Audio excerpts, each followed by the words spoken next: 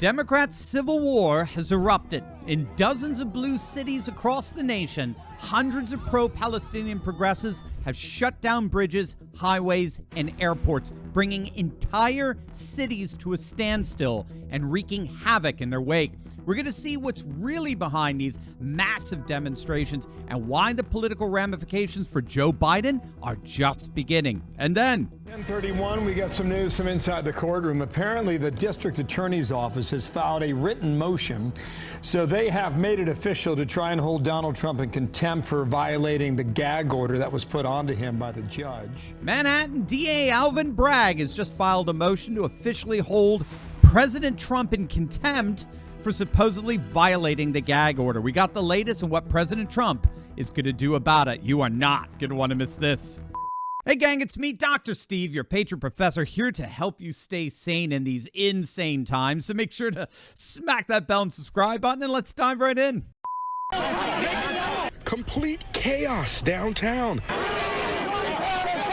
Palestinian demonstrators clashing with police. Palestine will be free! The group began demonstrating on Federal Plaza about 3 p.m., folks with signs in hand waving their native flag. This means just standing up for humanity. This is just basic human rights that we're fighting for. We do not care if the cops don't want us on the street. They then took to the street, but remained at a standstill on Adams between Clark and LaSalle, with more than 100 officers blocking.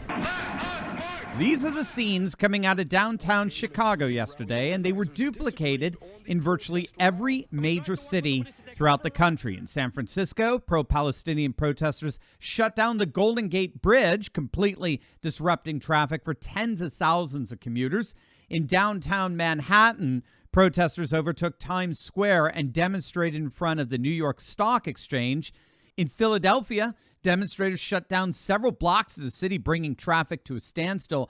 And this was played out in city after city all throughout the country. The bluest of blue spots in our nation are being plagued with protests by pro-Palestinian progressives. And these protests are foregrounding what is nothing less than a very real civil war erupting within the Democrat Party. Now, some of you may have seen this. This was crazy. Watch what happened when a university dean and law professor invited pro-Palestinian students to their house for dinner.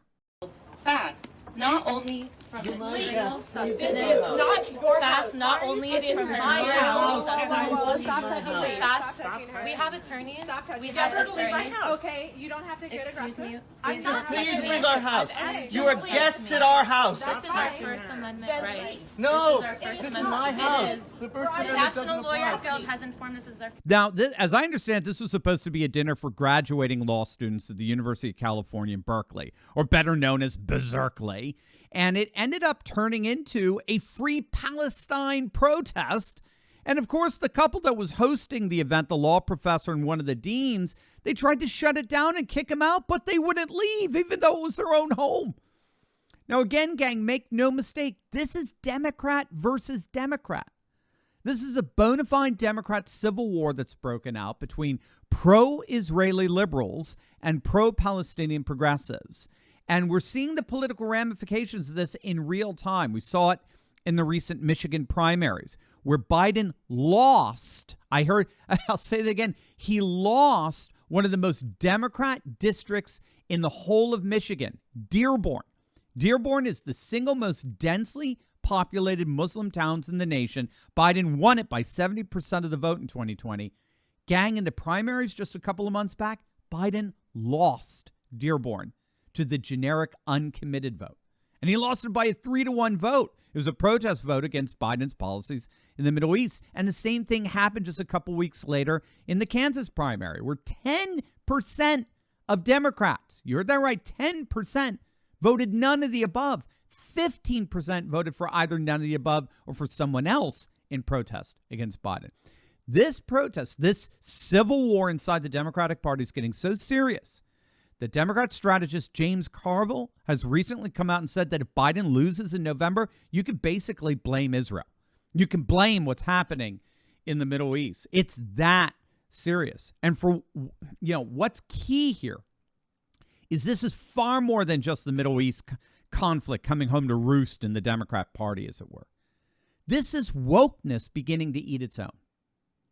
Remember, wokeness by its nature splits the left. We've talked about that many, many times on this channel, so make sure to smack that bell and subscribe button. But you take any woke issue from Palestine to BLM to transgender issues, whatever it is, you'll find that half the left supports the issue, but the other half, the Bill Maher left, the Piers Morgan left, they reject it.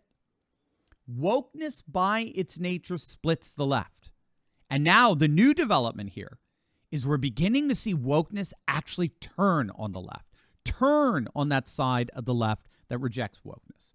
So the potential that the Civil War has for destroying the left is huge. And it'll be fascinating to see where it goes from here. So I'm curious about what you think.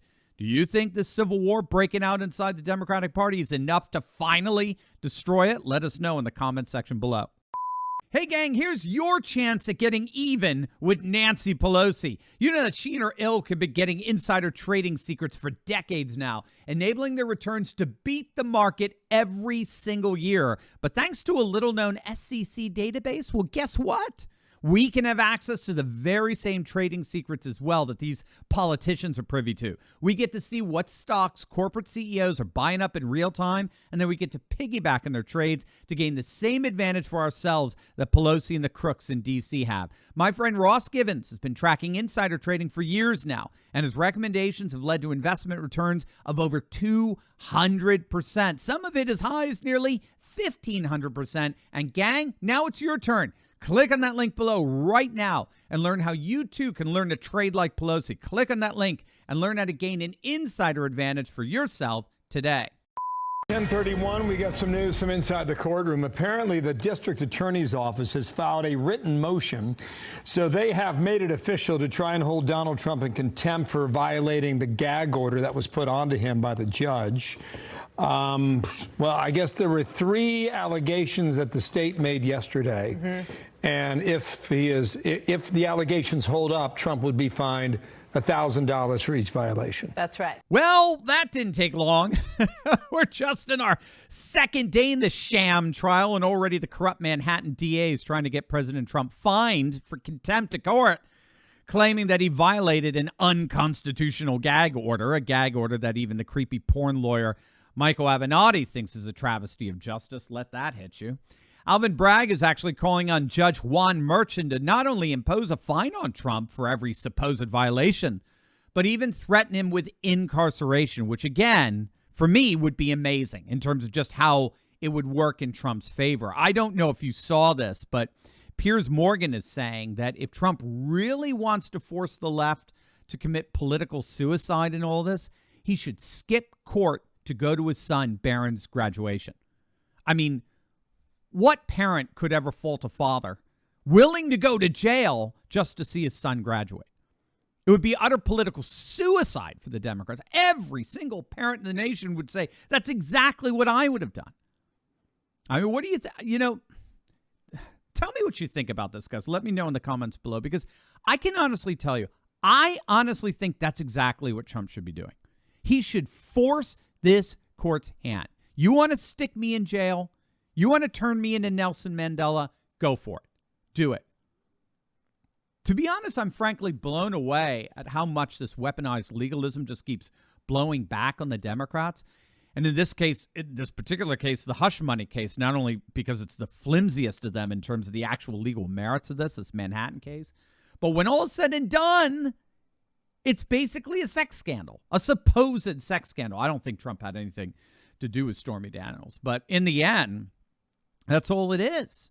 And no sex scandal since Clinton has successfully brought down a president. The American people, for right or for wrong, the American people are just not interested in this. So once again, I think the lawfare-obsessed Democrats are just overplaying their hand here. And the more they try to hold Trump in contempt, the higher his poll numbers are going to soar. Hey, gang, I just wanted to give you a huge note of thanks to each and every one of you, the thousands of you that have recently clicked on the link below and joined our Insiders Club. As many of you know, we took a big hit from big tech. Our channel was completely and totally demonetized. but you, literally thousands of you, stepped in and you rescued me and this channel by bypassing big tech and joining our Insiders Club. You made it loud and clear to the Silicon Valley oligarchs that we're a movement, an army of like-minded patriots who refuse to be silenced by the international woke police. And so once again, I just want to take this moment to thank each and every one of you who have joined our Insiders Club for coming to our rescue. And for those of you who want to join in on the effort and take action, gang, just click on the link below and join our email list. That way we will never, ever, ever lose touch with each other, no matter what big tech does. So just click on that link below, join our email list, and become a part of an army of literally hundreds of thousands of patriots dedicated to taking our nation back, most importantly, together.